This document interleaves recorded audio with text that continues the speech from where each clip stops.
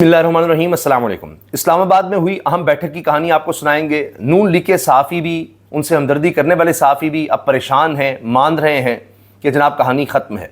इसकी वजह क्या है? इस्लामाबाद बैठक की कहानी और फिर मेरी बात खुद जो एक अहम शख्सियत से हुई है, उनसे मैंने फिर सारी सिचुएशन समझने के बाद जो सवाल किया कि कितना वक्त है अब इस हुकूमत के पास, शहबाज हुकूमत के पास, तो उन्होंने फिर मुझे क्या बात समझाई है, क्या बताया है, कितना वक्त है, इस सब पर बात करेंगे। आगाज़ करते हैं आज की सबसे बड़ी खबर, अहम तैनाती की। और आखिरकार क्योंकि तरमीम तो पहले ही हो गई थी और इंतज़ार हो रहा था कि कब यह अहम तैनाती होती है, अब इस वक्त में आकर ये हुई है। और पाक फ़ौज के chief of general staff lieutenant general Aamir रज़ा को 4 स्टार जनरल के ओहदे पर तरक्की दी गई। लेफ्टिनेंट जनरल आमिर रज़ा को कमांडर नेशनल स्ट्रेटेजिक कमांड भी मुकर्रर कर दिया गया है। तो ये बड़ी अहम तैनाती है। अच्छा, अब इनके हवाले से जो खबरें हैं वो भी मैं आपसे शेयर कर देता हूं। और हमाद हसन साहब सीनियर सहाफ़ी हैं, उन्होंने क्या बातें कही हैं मौजूदा 4 स्टार जनरल के बारे में। यानी एक नया ओहदा क्रिएट हुआ था और पहली दफ़ा इस तरह से है कि 4 स्टार जनरल इस तरह बन रहे हैं।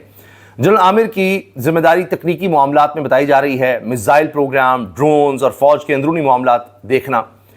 और इनका तैनाती का मकसद यह है कि आर्मी चीफ पर, फील्ड मार्शल पर, चीफ ऑफ डिफेंस फोर्सेस पर, यानी जनरल सैयद आसिम मुनीर पर बोझ कम हो सके। इनकी मौजूदा पोस्टिंग CGS यानी चीफ ऑफ जनरल स्टाफ की हैसियत से थी, जो कि आर्मी चीफ के इंतहाई काबिल एतमाद और करीबी जनरल का ओहदा होता है। जनरल आमिर रज़ा की रेपुटेशन फ़ौज के अंदर बहुत अच्छी है, इंतहाई ईमानदार, मेहनती अफसर समझे जाते हैं। और लाहौर में कोर कमांडर हाउस के वाक़े के बाद उन्होंने मुश्किल हालात में वहाँ जाकर हालात को संभाला और एक बड़े कॉम्पिटेंट और बहुत अच्छे अफसर हैं और अब नेशनल स्ट्रेटेजिक कमांड के नए 4 स्टार जनरल बन गए हैं। हमाद हसन साहब ने अपने वीलॉग में ये भी जिक्र किया है कि कौन बनना चाहता था इनकी जगह पर, वो कहानी फिर कभी सही। तो बहरहाल अब ये अहम तैनाती हो गई है। अच्छा, इसके साथ साथ अब मैं आपको बताऊं कि हालात क्या बनते नज़र आ रहे हैं। पहले तो देखिए कि बात हो रही थी कि जी तज्जिया है, और ख़ुद इस बात को सुहेल वड़ाइच साहब तज्जिया ही कहते रहे। ये मेरा तज्जिया है, मैं नविश्ता दीवार देख रहा हूँ, मुझे नज़र आ रहा है पाकिस्तान की हिस्ट्री ये बताती है कि जुलाई में ज़वाल शुरू हो जाएगा, ज़वाल है और जुलाई के एंड तक आपको चीज़ें नज़र आ जाएंगी, इस हुकूमत का जाना ठहर गया है, नई चीज़ें चल सकती। और वजूहात बताते रहे कि जी ना इनके पास कोई बयानिया है, ना इनसे मईशत ठीक हो सकी है, ना सियासी तौर पर ये अपने आप को कहीं मजबूत कर सके हैं, ना कोई जलसा जुलूस इन्होंने किया, कहीं इनकी इंटरेक्शन आवाम से है ही नहीं, इनका वजूद ही कहीं नहीं है आवाम में। तो इस वजह से इनमें से कोई चीज़ अगर ये ठीक कर गए तो कर गए, तो हो सकता है मैं गलत साबित हो जाऊं। लेकिन असल कहानी है कि ये सिर्फ उनका तज्जिया नहीं था, उनका अंदाज़े बयान था। उनके पास कुछ अंदर की खबरें यकीनन थी जो वो देख रहे थे, क्योंकि अब इस्लामाबाद में एक बैठक हुई है जिसके बारे में कहा जा रहा है कि उसके बाद अब कहानी ख़त्म है। अच्छा, बहुत से लोग अब तैनाती से भी जोड़ रहे हैं। बड़ी अहम तैनाती जिसका इंतज़ार हो रहा था वो हो गई है, आगे अब तकर्रुर तबादले और भी होंगे। और इसके बाद फिर साथ ही हुकूमत फारिग है, चीज़ें ज़रा और सेटल करने के बाद इस हुकूमत को चलता करना है। क्योंकि इन्होंने जितने वादे किए थे या जितने दावे किए थे वो सब फारिग। तो बकौल सुहेल वड़ाइच साहब कहे जी मैं तो चाहता हूँ ये कंटिन्यू करें, शहबाज शरीफ साहब ही वज़ीर आज़म रहें, मेरे तो उनसे बड़े अच्छे ताल्लुकात हैं, लेकिन ये होता नज़र नहीं आ रहा बदकिस्मती से। अगर ये ठीक कर लें तो फिर ठीक है। अब जब उन्होंने कॉलम लिखा था उसके बाद से लेकर अब तक, तो जो बातें उन्होंने की थी कि जी बयानिया बना लें, सियासत को मजबूत कर लें, मईशत ठीक कर लें, वो तो उल्टा हुआ है। तब से लेकर चंद हफ्ते गुजरे हैं, अब और ज़्यादा बुरे हालात हैं। आने वाले दिनों में मजीद बुरे हालात नज़र आ रहे हैं। हर सतह पर गिरावट ही गिरावट है। शहबाज शरीफ साहब के भाई नवाज शरीफ साहब आज़ाद कश्मीर गए हैं, मरीम साहब आज़ाद कश्मीर गई हैं, लेकिन लोग अब बेवकूफ़ बनते नहीं हैं कि जी मैं आई हूँ, मैं कश्मीरी हूँ, मेरे वालिद कश्मीरी, मेरा दादा कश्मीरी, मेरी दादी कश्मीरी, मेरे नाना कश्मीरी, मेरी नानी कश्मीरी, मैं तो यहाँ पर आई हूँ। अब कहाँ थी आप इलेक्शन से पहले? अब कश्मीर याद आ गया है। लोग नहीं भूलते। फिर वादे, वही वादे जो हर जगह जाकर करते हैं, ये देने आए हैं, फलां देने आए हैं, ये करने आए हैं, वो करने आए हैं। इनको अभी सियासत याद आ रही है, जलसे जुलूस याद आ रहे हैं। पाकिस्तान में, उसमें खैबर पख्तूनख्वा हुकूमत भी शामिल है जो मैं बात आपसे करने लगा हूँ। 78 लोग ये मानसून में बरसात में मर गए, दुनिया से चले गए हैं, सैकड़ों जख्मी हुए हैं। क्या तैयारी थी? हर साल ये सुनते हैं कि जी मानसून आने वाला है, बारिशें आने वाली हैं, बेहतरी ले आएँ, कुछ ये कर लें, मीटिंग्स हो रही हैं, फलां हो रही हैं। उनको सियासत की पड़ी है, उनको इक़्तिदार की पड़ी है कि जी कश्मीर भी हमारे वाले हो। پھر یہ کہ جی وہاں وہی بات، نواز شریف صاحب ایک ہی تقریر ہے، میں یہاں ایئرپورٹ بنا دوں گا، موٹر وے کیوں نہیں بن سکی؟ بھائی آپ کی اتنی حکومت رہی ہے، آپ نے آ کے اگر وہاں وعدے کیے تھے ایئرپورٹ کے تو کیوں نہیں بنائے تھے؟ مظفر آباد میں انٹرنیشنل ایئرپورٹ بنے گا، جہاں جاتے ہیں ایئرپورٹ کے وعدے کراتے ہیں۔ کراچی، لاہور، اسلام آباد، وہ تو آپ پرائیویٹائز کر رہے ہیں، آپ سے وہ ایئرپورٹ تو چل نہیں رہے۔ لوگوں کو کیوں آپ بیوقوف سمجھتے ہیں؟ تو جا کر دعوے وعدے وہ سب چل رہے ہیں، چلتے رہیں جی، کر لیں، لیکن حقیقت یہ ہے کہ چیزیں نہیں بدلی۔ اس لیے اب نون لیگ سے ہمدردی رکھنے والے بھی یہ کہہ رہے ہیں جی اسلام آباد میں بیٹھک ہو گئی ہے، اور اس کے بعد یہ اطلاعات ہیں کہ ان کا جانا ٹھہر گیا ہے۔ اور آتے ہیں ابھی دیگر خبروں پر، لیکن میں آپ کو جو اطلاع دے رہا ہوں، میں نے ساری تقرر، تبادلے اور ان تعیناتیوں کو سمجھنے کے لیے ایک اہم شخصیت سے رابطہ کیا اور ان سے بڑی بات ساری ڈسکس کی، کیا ہو رہا ہے، کس طرح سے ہو رہا ہے۔ تو انہوں نے بتایا کہ یہ سب اس طرح سے چیزیں چل رہی ہیں۔ پھر جنرل باجوہ جاتے جاتے کچھ تعیناتیاں کر گئے تھے، اور ظاہر ہے کہ وہ بھی اب دیکھا جا رہا ہے، بہت سی چیزیں بھی آپ کو نظر آئیں گی کس طرح سے چینج ہوں گی، تقرر، تبادلے اور یہ سب کچھ ہوگا۔ لیکن یہ تو چل رہا ہے، ساتھ ساتھ اب ہونا یہ ہے کہ 4.5-5 سال میں جتنی ناکامیاں، جتنی تباہی، بربادیاں معیشت کے لحاظ سے، سیاست کے لحاظ سے، آئین کے لحاظ سے ہو چکی ہیں، آپ اگر نوٹ کریں، چاہے پیٹرول کی قیمت بڑھانی ہو تو علی پرویز ملک صاحب وہاں پر نام لینا نہیں بھولتے فیلڈ مارشل کا کہ جی وہ مضبوط کریں، فلاں کریں، نہیں، جہاں انہوں نے بری خبر سنانی ہو ساتھ یہ ضرور اشارہ دیتے ہیں جی وہ ہمارے ساتھ ہیں، ایسے جیسے یہ فیصلہ کرنے میں بھی ان کی سپورٹ حاصل ہے۔ اسی سے آپ اندازہ لگا لیجئے کہ ہر ایسا کام جو غلط ہو رہا ہے، جہاں چیزیں ٹھیک نہیں ہو رہی، یہ بڑے طریقے سے کوشش کرتے ہیں کہ اسٹیبلشمنٹ کی طرف کر دیں کہ جی یہ تو وہ ہیں، یا وہ ہمارے ساتھ ہیں، یا ان کی وجہ سے ہو رہا ہے، جتنی ناکامی ہیں وہ اس طرف شفٹ کر دیں۔ اور یہ تو بات کرتے ہیں نا ٹیلی ویژن پر آ کر، پریس کانفرنس میں آ کے، تو آپ سوچئے ذرا کہ پرائیویٹلی یہ کیا باتیں کرتے ہوں گے۔ وہاں آ کر ٹیلی ویژن پر آ کر یا پریس کانفرنس میں تو نہیں ڈائریکٹ ڈال سکتے جی جو کیا ہے جی اسٹیبلشمنٹ نے کیا ہے، ہم کیا کریں، فلاں کریں، نہیں۔ تو یہ بڑے طریقے سے بات کر جاتے ہیں، کہیں نہ کہیں ان کا نام لے دیتے ہیں تاکہ جو بھی ہم نے کیا ہے نظر آئے کہ ہمارے ساتھ ہیں، یا ان کی بھی ذمہ داری ہے، اس طرح کی کوئی بات کریں۔ تو اب یہ 4.5-5 سال کا گند جو گھولا گیا ہے، جو کیا گیا ہے اس قوم کے ساتھ، اب وہ بوجھ اتارنا ہے، اس کا وقت آ گیا ہے۔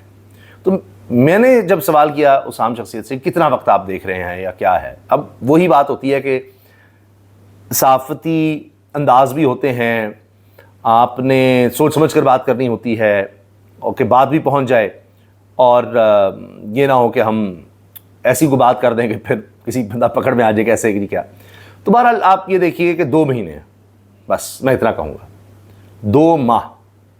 تو اب یہ جولائی اینڈ ہے، اگست، ستمبر، یہ 2 مہینے ہیں، اور اس کے بعد نومبر میں آپ کو چیزیں انفولڈ ہوتی دکھ جائیں گی کہ کہانی کس طرح سے ختم ہوئی ہے۔ تو شہباز سرپکار کے پاس بس اتنا ہی وقت تھا۔ تو اب یہاں سے جس طرح ہوتا ہے کہ فرض کیجئے کہ کسی کی ریٹائرمنٹ کا وقت آ جاتا ہے، یا اس کو نوٹس دے دیا جاتا ہے کہ آپ کے پاس 1 مہینے کا وقت ہے کہ اس کے بعد آپ کی چھٹی ہے، تو یہ وہ چیز ہے کہ اب سے لے کر چیزیں سمیٹ لیں، ریٹائرمنٹ کی تیاری کر لیں، یہ تاریخ ہے۔ تو جو ہماری اطلاعات ہیں آج کے دن تک کہ چیزیں پاکستان بدل جاتی ہیں کیونکہ ابھی جنگ کے حالات نظر آ رہے ہیں۔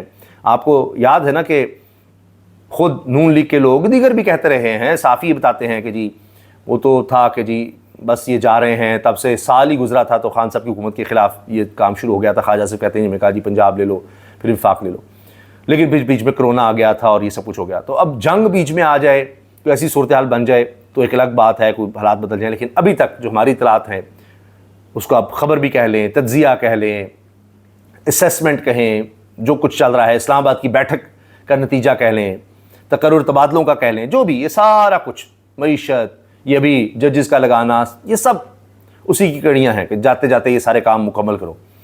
تو یہ 2 ماہ، اگست اور ستمبر، تو نومبر میں سب چیزیں آپ کے سامنے ہوں گی۔ کیونکہ یہ کرتے کیا ہیں، ان کے انداز دیکھیے، میں ایک خبر آپ کے سامنے رکھ رہا ہوں، اسی سے آپ دیکھ لیجئے کہ ان کی گورننس کیا ہے، کوئی سسٹم نہیں، کچھ نہیں۔ مری ایکسپریس وے پر ایک وفاقی وزیر کے صاحبزادے نے واش رومز میں ٹیشو پیپر کی عدم دستیابی اور روڈ لائٹس کی خرابی کی شکایت کی تو ہوا کیا، اوئے ہوئے اکھاڑ پچھاڑ شروع ہو گئی۔ این ایچ اے کے مری ایکسپریس وے کے جی ایم، ڈائریکٹر اور ڈپٹی ڈائریکٹر کے تبادلے کر دیے گئے، اور پھر مری ایکسپریس وے پر روڈ لائٹس کی بحالی، جنریٹرز، گارڈز، الیکٹریشنز کی 24 گھنٹے تعیناتی کے لیے 60 کروڑ روپے کا ہنگامی ٹھیکہ بھی دے دیا. چونکہ نواز شریف صاحب نے بھی، مریم صاحبہ نے ادھر سے گزرنا ہوتا ہے، یہ ہوتا ہے.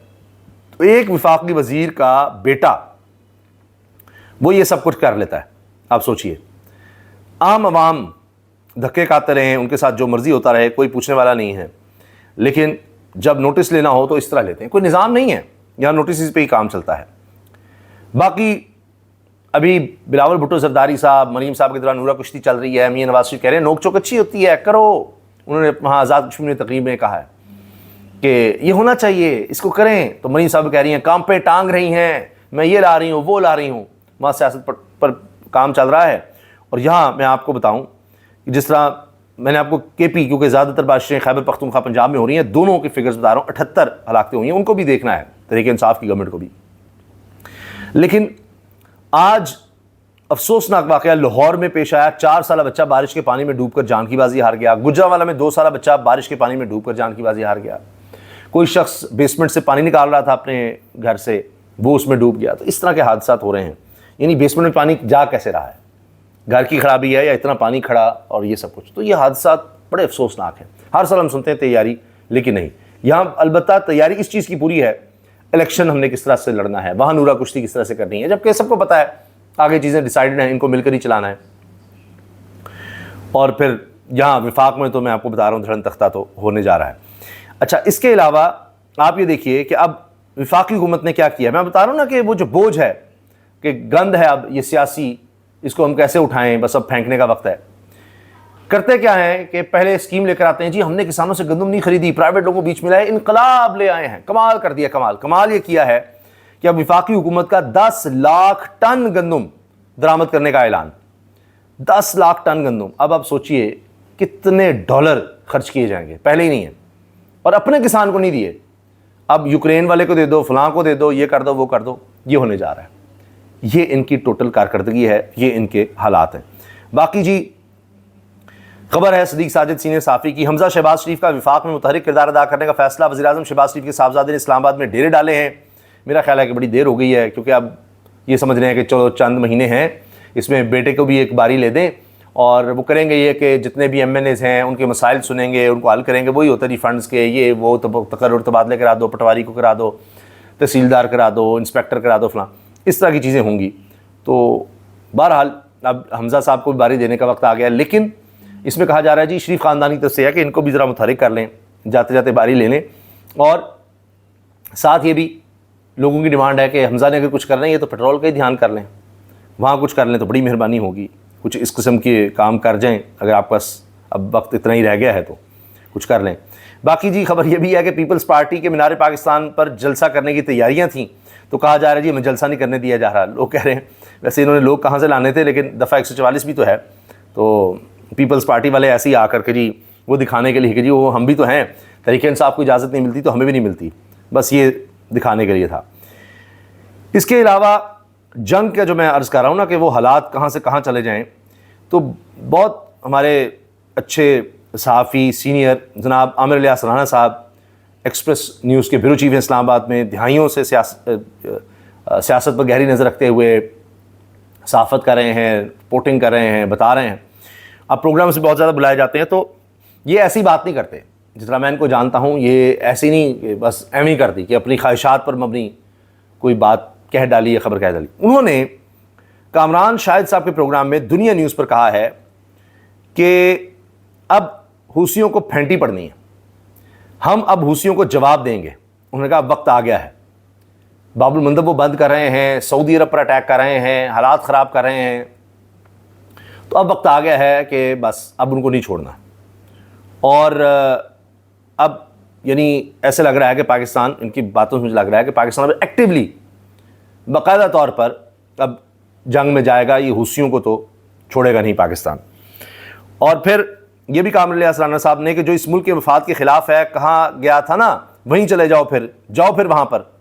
جس کو اس طرح کے فیصلے قبول نہیں ہیں وہ پھر جائیں، جن کے ساتھ ہمدردیاں اس طرف جائیں. یہ بھی انہوں نے کہہ دیا. تو اس سے نظر آ رہا ہے، میں نے آپ کو بتایا کہ بڑے انفارمڈ بندے ہیں، اسلام آباد میں بیٹھے ہیں، بڑی گہری نظر رکھتے ہیں، لوگوں سے ملاقات بھی ہے، حکومت کے عام لوگوں سے. تو انہوں نے ایسی نہیں بات کر دی کہ اب حوثیوں کو جواب دیا جائے گا اور یہ سارا کچھ ہوگا. تو اب دیکھتے ہیں کہ پاکستان کس حد تک جاتا ہے۔ ساتھ اب امریکہ کی شکست واضح ہے، ڈونلڈ ٹرمپ اب بری طرح سے پھنس چکے ہیں، کیونکہ آبنہ ہرمز پہلے تو کھلا تھا، اب اس کو کھلوانے کے لیے اب جنگ چل رہی ہے۔ اندازہ لگائیے، ایران کہہ چکا ہے کہ اگر اس کی تنصیبات کو نشانہ بنایا جاتا ہے، بمباری ہو رہی ہے، تو وہ خلیجی ممالک میں پھر توانائی کی تنصیبات کو نشانہ بنائے گا، اس سے ڈونلڈ ٹرمپ پر پریشر اور بڑھے گا۔ اور اب ڈونلڈ ٹرمپ کو سمجھ نہیں آ رہی کہ اسرائیل نے ان کو یہاں دھکیل دیا ہے، 40 سال سے کوشش تھی اس طرح کی جنگ کی، کوئی صدر نہیں مان رہا تھا۔ اسرائیل تو چاہے گا امریکہ اس میں لگا رہے، لیکن وہاں مہنگائی ہو رہی ہے، انرجی کی پرائسز بہت زیادہ بڑھ گئی ہیں، اس سے عام چیزوں کی پرائسز بھی بڑھ گئی ہیں۔ تو امریکنز اب یہ کہہ رہے ہیں کہ یہ ڈونلڈ ٹرمپ تو وہ ہے جس نے امریکہ فرسٹ کا نعرہ لگایا تھا کہ جی یہ دیکھیں باہر جنگوں میں چلے جاتے ہیں، اتنا خرچہ کر دیتے ہیں، یہ ان کی کمپین رہی ہمیشہ، میں امریکنز کا سوچوں گا۔ امریکنز کہہ رہے ہیں آپ نے تو اسرائیل کا سوچا، آپ تو ان کی طرف چلے گئے، ہمیں کیا ملا ہے؟ ہمیں تو خواری مل رہی ہے، مہنگائی ہو رہی ہے۔ اب آبنہ ہرمز کے بعد باب المندب کا مسئلہ بنا ہوا ہے، سارے اتحادی ڈونلڈ ٹرمپ سے ناراض ہو رہے ہیں کہ اٹیک تو ہم پر ہو رہے ہیں۔ اچھا، پھر اس پر یہ کہ امریکی ہلاکتیں ہو رہی ہیں، زخمی ہو رہے ہیں امریکی فوجی، مارے جا رہے ہیں، بیسس پر ایران اٹیک کر رہا ہے، وہ پیچھے نہیں ہٹ رہا، اور وہ تو جنگ کو طویل چلانا چاہتا ہے کہ اچھا اس میں الجھائے رکھو، جس طرح اسرائیل چاہ رہا ہے کہ ایران کی اس جنگ میں امریکہ لگا رہے، ہم بیچ میں نہ ہوں۔ تو ایک وقت آنے والا ہے کہ شاید پھر وہ ٹرمپ ہی کہہ دیں کہ جی میں تو نکل رہا ہوں، بس کسی طرح سے وہ بمباری شدید کر کے وہ کہیں جی نکلو ادھر سے، کیونکہ اب وہ پھنس گئے ہیں، ان کو سمجھ نہیں آ رہی کہ وہ نکلیں کیسے، وکٹری ڈکلیئر کیسے کریں، یہ مسئلہ بنا ہوا ہے۔ جنگ جاری رکھتے ہیں تو اسی طرح سے اور زیادہ غیر مقبول ہوتے چلے جائیں گے، اور آگے مڈ ٹرم الیکشنز آ رہے ہیں۔ پھر ساتھ یہ کہ ختم کرتے ہیں تو یہ تو شکست ہے، ہار ہے، کیا کریں؟ آبنہ ہرمز پر یہ تو ایران کا کنٹرول آ گیا، تو بری طرح سے پھنسے ہوئے ہیں۔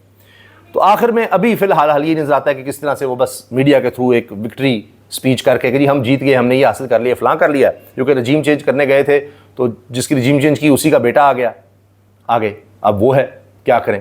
نئی قیادت آ گئی، کیا کریں؟ تو اسرائیل کو پھر وہ کہیں گے جی تم نے لڑنا ہے لڑ لو، خود ہی ایران سے نمٹو، ہم تو نکل رہے ہیں۔ تو اب یہی حل نظر آ رہا ہے۔ تو بہرحال اگر پاکستان کے مفادات پر ضرب لگی، جس طرح پاکستان کی سٹیٹمنٹ ہے کہ اگر حوثیوں نے ہم پر اٹیک کر دیا، سعودی عرب پر انہوں نے کر دیا ہے، ان کی شپس پہ بھی کر دیا ہے، اور پاکستان نے اس پر وارننگ بھی جاری کر دی ہے، کہا ہے کہ ہم سعودی عرب کے ساتھ کھڑے ہیں، تو اب اس سے زیادہ اگر بات آگے بڑھی تو نظر یہ آ رہا ہے، میں نے آپ کو بتا دیا ہے کہ پھر پاکستان حوثیوں کو جواب دے گا، اور ایسا ہوگا تو پھر اس جنگ میں یہ جو چھڑی ہوئی ہے پاکستان کی باقاعدہ انٹری ہوگی۔ اللہ تعالیٰ پاکستان پر رحم فرمائے، اللہ تعالیٰ پاکستان کو کرم فرمائے۔ اجازت دیجیے، اللہ حافظ۔